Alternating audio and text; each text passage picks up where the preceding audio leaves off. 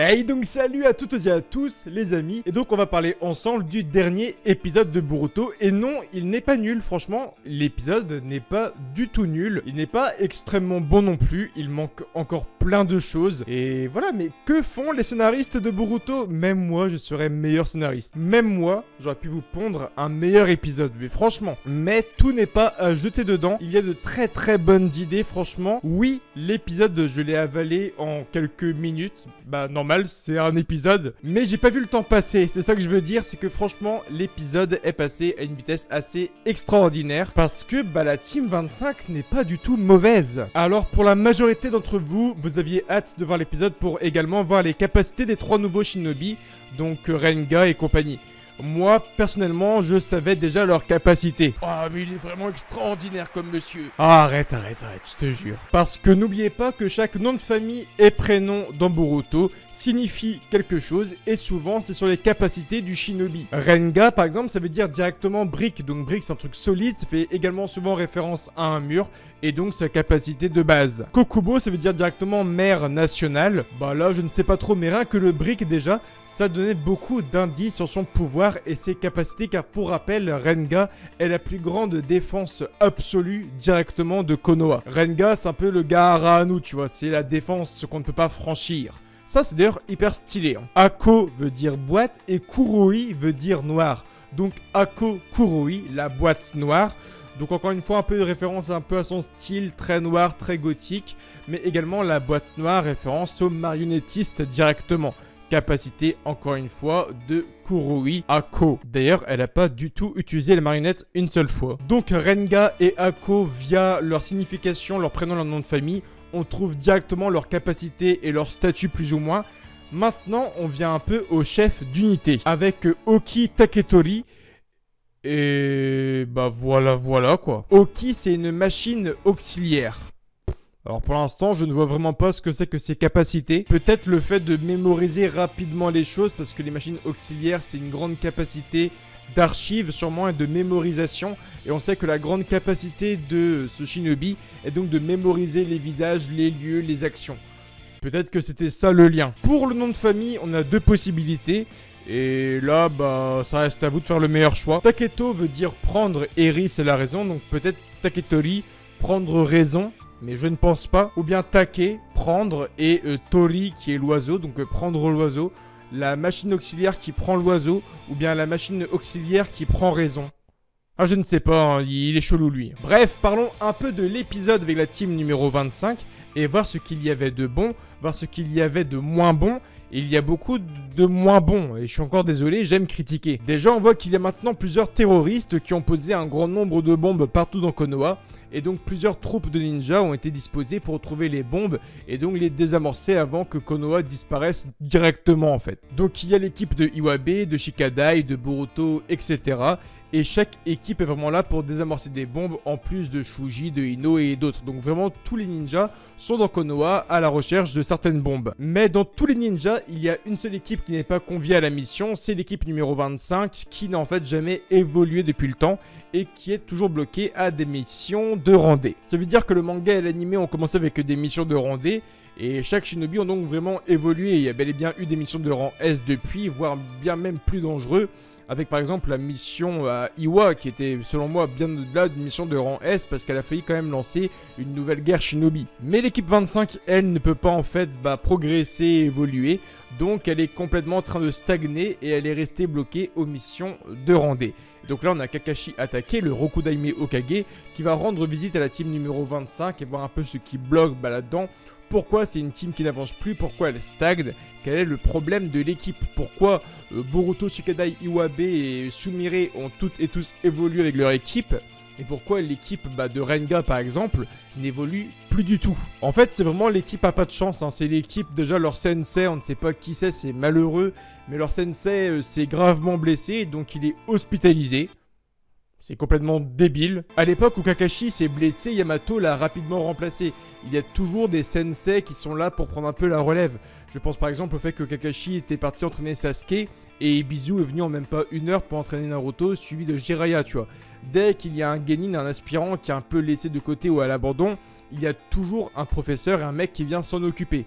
Mais pourtant, l'équipe numéro 25 a complètement été délaissée.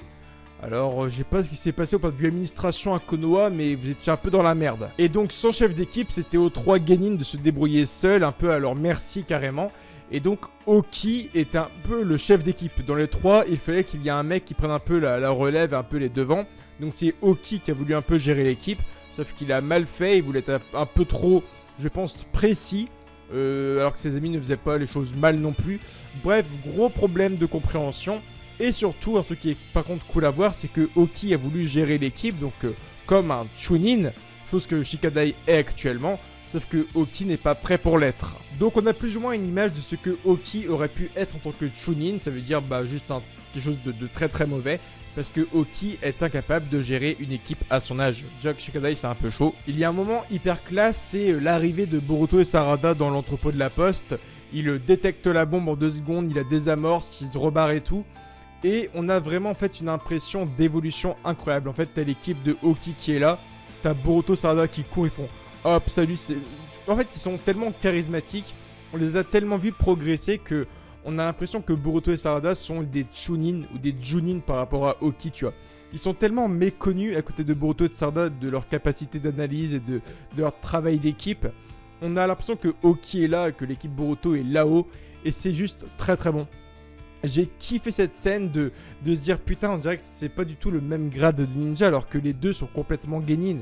Mais on a l'équipe qui est bloquée aux missions de rang D, qui n'a aucun travail d'équipe, et l'équipe de Boruto qui ont des missions parfois de rang S, rang A, rarement de rang B, et qui ont un excellent travail d'équipe, s'entendent à merveille. Donc l'intervention de Boruto et Sarada dans l'entrepôt de la poste, il a servi à un truc, c'est dire voilà, vous avez vu comment eux ils sont allés hyper loin, bah prenez le même chemin, et c'est hyper cool. Franchement, ce passage-là, je l'ai ultra kiffé. Même Kakashi est hyper intéressant dans le sens où Kakashi parle beaucoup de ses échecs aussi. Voilà, il parle un peu donc à Oki, il fait tu es fan de Kakashi, tu es un cosplayer de Kakashi. Ok, je le comprends, je le conçois. D'ailleurs, c'est un peu marrant parce qu'il joue un peu aussi en mode ah ouais, tu penses quoi de Kakashi? Donc il se fait vanter, il fait ah ouais, et tu sais, il joue un peu avec ça, c'était hyper drôle. Mais de plus, Kakashi dit ouais, ok, pour toi Kakashi attaqué est un ninja parfait, il était Hokage et tout, tu l'as connu comme ça, pas de souci. Mais Kakashi attaqué a également connu des échecs, il a connu des problèmes, il a connu la mort, il a connu les échecs. Et je pense que tu es fâché aujourd'hui avec tes 2 compagnons, avec Renga et la fille gothique dresseuse de Pokémon, mais tu dois leur dire avant tout que leur demander pardon. Leur dire désolé et leur dire tes sentiments avant que tes amis ne disparaissent et qu'il ne soit en fait trop tard. C'est complètement une référence à Obito directement, ce qui est hyper touchant, ce qui est poignant. Le fait qu'ils soient un peu de dos, on voit rapidement son visage et fait tu sais, tes amis tant qu'ils sont là, profite d'eux, dis-leur pardon et avance avec eux parce que je pense que Kakashi attaqué, lui, parfois il a fait un peu les mauvais choix et quand il voulait un peu demander pardon à ses compagnons, ils n'étaient plus là pour entendre le pardon. C'est hyper poignant, c'est touchant. Il rappelle aussi un peu la belle parole de Obito qui disait voilà, ne pas seulement suivre les règles d'un shinobi et tout. C'est hyper cool. On a un peu un parfum d'Obito qui revient et ce n'est pas la première fois dans Boruto qu'on a un peu la philosophie Kakashi Obito qui revient. Et c'est hyper cool parce que Obito est mort depuis maintenant plusieurs années, mais la philosophie Obito est encore là. J'ai vraiment l'impression moi que Obito est un peu encore une fois aujourd'hui l'Hokage de l'ombre. Tu vois, la philosophie, l'odeur d'Obito est encore là via Kakashi, via Naruto et tout. Il y a vraiment cette philosophie de Obito via les règles ninja, via l'abandon, via les amis, via la rivalité. C'est franchement hyper fort. Bref, la mission se termine donc avec une très bonne capacité d'analyse donc de Oki, de mémorisation, où en gros ils vont un peu désamorcer une bombe et la faire exploser avec Renga qui va créer le mur hermétique qui est ultra cheaté aussi. La bombe explose et donc Kakashi va un peu aller à leur rencontre sans le déguisement cette fois-ci. Faire bon voilà, vous êtes des bons shinobi, je vais un peu vous lever de tout ça, de vos missions de rendez. Et maintenant c'est Sai Yamanaka qui sera en fait votre professeur, votre sensei. Voilà, voilà. Maintenant parlons un peu des défauts de l'épisode parce que dans la globalité l'épisode est quand même bon. Mais il y a quand même plusieurs petits soucis. En fait, les autres équipes de Shinobi sont juste extraordinaires. Chacun a une capacité folle, que ce soit l'équipe Sumire, que ce soit l'équipe Boruto, l'équipe Shikadai ou l'équipe de Denki, et Iwabe, Metal Lee. ils ont toutes et tous des capacités extraordinaires. Ils méritent toutes et tous d'être Genin. Et quand tu développes l'unité numéro 25, donc celle de Oki qui est un peu en arrière, il faut pas que tu la développes en te disant, voilà, c'est une équipe qui est moins bonne que les autres. Faut qu'on se dise, voilà, Oki, l'équipe Oki peut avoir le niveau de l'équipe Boruto. Et d'ailleurs, Oki le dit, dans l'épisode il dit, moi, je n'ai pas l'impression d'être moins puissant que Boruto. Bien au contraire, je pense être à son niveau. Et Oki le dit clairement, et c'est pas con. Qu'est-ce qui te dit aujourd'hui que Oki est moins puissant que Boruto? Peut-être que Boruto est plus puissant via les techniques, via la maîtrise de certains éléments du chakra. Mais peut-être que Oki a une persévérance au combat, une envie d'aller de l'avant qui pourrait le faire gagner comme Naruto à l'époque par exemple. Donc l'équipe 25, on devait la développer et la mettre à son paroxysme. Et malheureusement, c'est ça qui a été mal fait. Il y avait vraiment un bon développement à faire dans le sens où Oki dit par exemple, voilà, moi j'ai rencontré Kakashi attaqué lorsque j'étais vraiment enfant, tout bébé. Et depuis ce jour-là, je suis admiratif de lui. Mais qu'est-ce que Kakashi a fait lorsque Oki était enfant pour qu'il soit aussi admiratif de Kakashi, tu vois? Hormis qu'il soit le sensei de Naruto, le héros du monde, qu'est-ce que Kakashi a fait pour que Renga soit aussi fan? Est-ce que Kakashi a sauvé la vie à ses parents et donc à Oki lorsqu'il était bébé? Est-ce que Kakashi a sauvé la vie du petit? On ne sait pas ce qui s'est passé, mais j'aurais aimé voir un flashback de 15 secondes, je sais pas, voir un Oki qui va pouvoir se faire écraser par un gros rocher, ou un Oki qui va se faire enlever par des brigands, et c'est Kakashi qui l'a sauvé, tu vois. Un truc tout con, mais ça a pu mettre un peu de l'émotion dans l'épisode de se dire, ok, Oki est fan de Kakashi, parce que Kakashi l'a sauvé étant enfant, tu vois. Ça aurait pu être ultra cool, mais on ne sait pas du tout pourquoi il a une telle admiration vers Kakashi, parce que même si Kakashi est le sensei de Naruto et qu'il est un Hokage, il est quand même un vrai fanboy de fou. Le mec, il se cosplay quand même en Kakashi, c'est pour te montrer à quel point il est fan. J'aurais au moins aimé qu'il y ait un petit flashback, je sais pas, d'un Oki vraiment bébé, où Kakashi l'aurait sauvé, lui et ses parents, d'une action un peu difficile. Ça aurait été vraiment hyper cool. Je parlais également donc des capacités des autres shinobi, donc des autres genin. On ne sait pas grand chose des capacités en fait donc de nos amis de la team 25, hormis le mur hermétique de Renga. La marionnettiste, donc la fille, on ne la voit pas du tout combattre avec sa marionnette, on la voit un peu tenir la main de sa marionnette, on la voit un peu jouer avec, la marionnette porte des cartons et tout, ok, mais j'aurais aimé voir un peu comment elle se bat avec sa marionnette, mais juste ça. Par rapport par exemple aux marionnettes de Sasori ou de Kankuro, la marionnette de la jeune fille est très spéciale en fait, elle ne semble pas très défensive ni offensive, elle semble très très banale. Est-ce qu'elle peut changer de forme? Est-ce qu'elle peut prendre une forme plus musclée et tout? Un peu comme les formes de King dans Natsuo Tatai, tu vois, est-ce que c'est un truc qui peut changer de forme, devenir plus balèze et tout? Je ne sais pas, ça peut être le cas, on ne sait pas du tout. Et j'aurais aimé, je sais pas, je sais pas, qu'il y ait limite plusieurs terroristes et qu'ils doivent au pire attaquer les terroristes et que là on voit leur capacité. Parce que en tant que marionnettiste, bah encore une fois elle a absolument rien fait en fait. Pourtant elle est présentée comme marionnettiste, mais à aucun moment dans l'épisode qui est dédié à la Team 25, qui est censé nous présenter la Team 25, on ne la voit pas utiliser la marionnette. C'est ça qui est dommage. L'épisode est surtout centré sur Oki Taketori, et Oki Taketori, bon, on ne sait absolument rien de lui non plus, de ses capacités, hormis qu'il a une bonne mémoire. Est-ce qu'il maîtrise le Raiten? Est-ce qu'il a une technique de son clan, du clan Taketori, un truc un peu spécifique qui pourrait le mettre en avant? Et on ne sait pas. Le mec s'était mis un peu leader de la Team 25, il a un petit côté Kakashi, il a fait rêver et théoriser beaucoup de fans à l'époque lorsqu'il est apparu. Mais Oki Taketori, il a quoi comme capacité, hormis qu'il a une bonne mémoire? Est-ce qu'il est bon en taijutsu, en genjutsu, en ninjutsu? Est-ce qu'il maîtrise bien les sabres? On ne sait pas ce qu'il maîtrise, on ne sait pas ce qu'il fait. Mais je me rappelle que j'ai fait un top récemment des meilleurs genin de la licence. Mais Oki Taketori serait dernier. Parce que lui, il n'a absolument aucune compétence en fait. Il n'a absolument rien. Denki, même lui, il a des bonnes capacités. Il déverrouille les trucs, il peut pirater les choses, il peut vraiment faire des trucs assez sympas en mission. Mais Oki Taketori n'a vraiment rien pour lui. Et c'est dommage. Est-ce qu'il maîtrise le Futon, le Raiten, le Katon? Est-ce qu'il a pu créer un élément encore jamais vu? On ne sait pas. Il a été mal développé.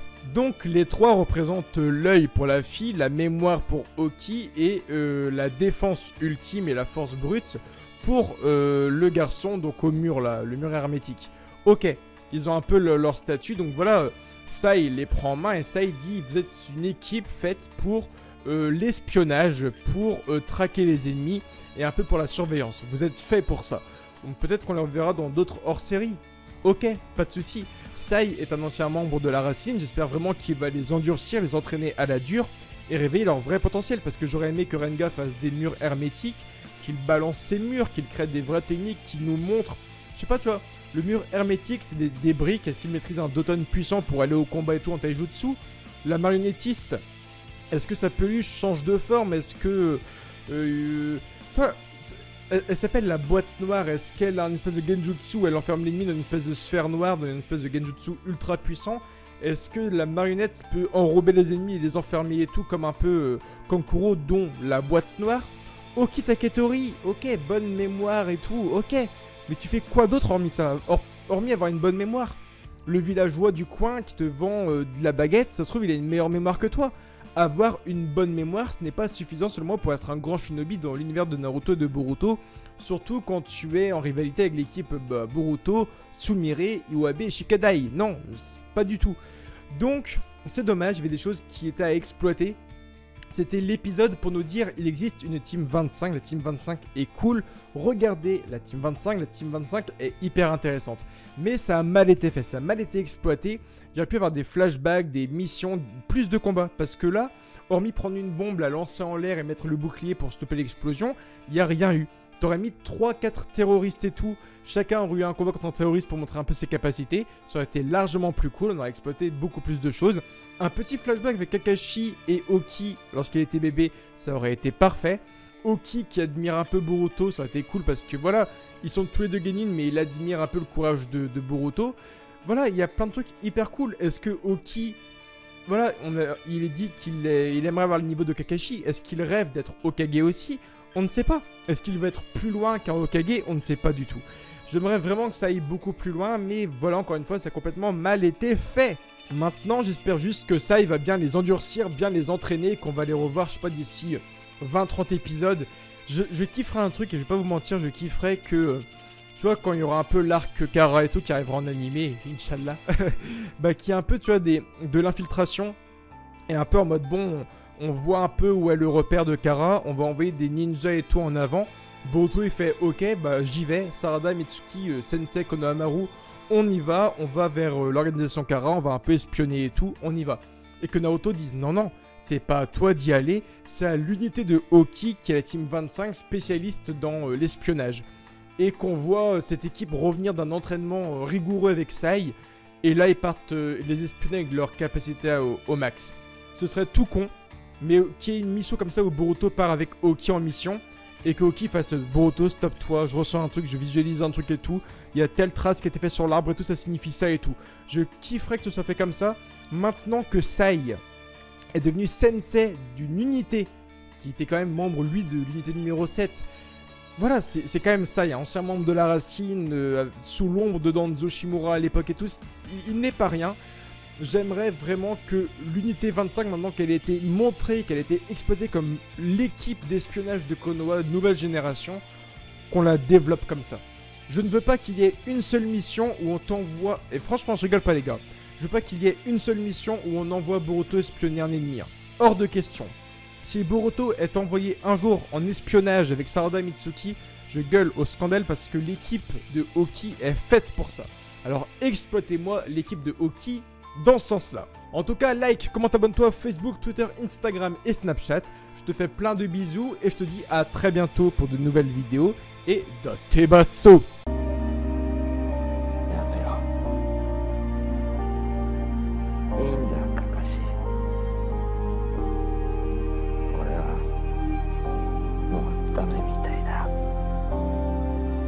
体の右側はほとんど潰れちまって感覚すら